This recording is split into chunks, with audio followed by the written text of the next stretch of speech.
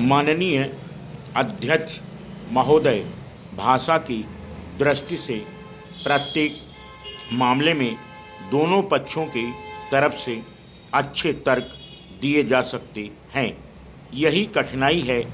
यदि केवल एक पक्ष के पास तर्क होता तो सरलता से निर्णय किया जा सकता था, लेकिन दोनों पक्षों के पास तर्क हैं और दोनों के तर्कों में परस्पर विरोध है।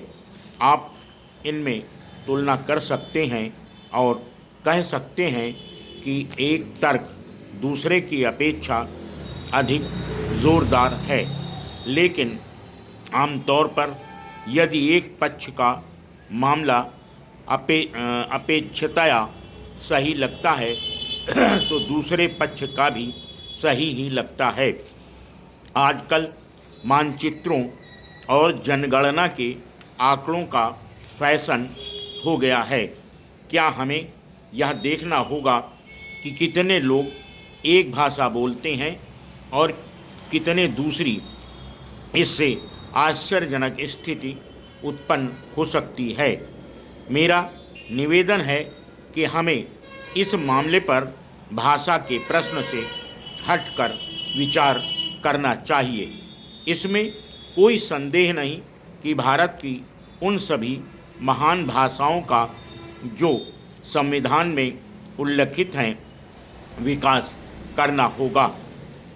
मैं इससे भी एक कदम आगे बढ़कर कहना चाहूँगा कि उत्तर पूर्वी सीमावर्ती क्षेत्र और किसी अन्य क्षेत्र की भाषाओं का भी विकास होना चाहिए।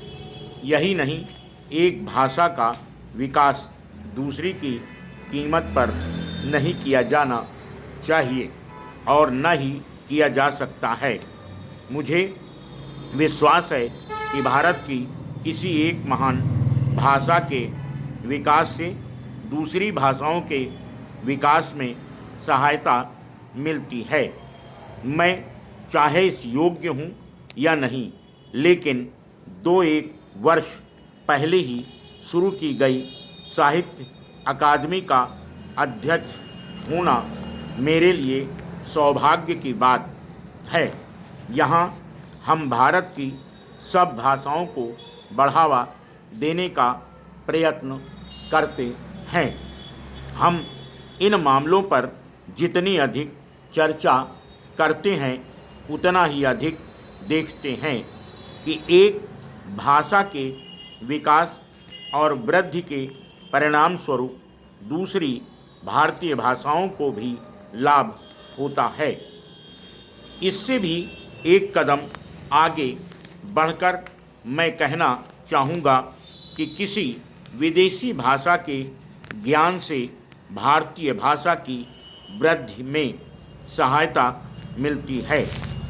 यदि हम विदेशी भाषाओं से अपरिचित हैं तो उन भाषाओं के ज्ञान और शिल्प विज्ञान से भी अपरिचित रह जाते हैं, जो आधुनिक जीवन का भाग है। इसलिए हमें किसी भाषा को छोड़ने का विचार नहीं करना चाहिए। मैं स्पष्ट रूप से नहीं समझ पाता कि कुछ लोग उर्दू से क्यों घबराते हैं। मुझे उर्दू बोलने में गर्व होता है। फुल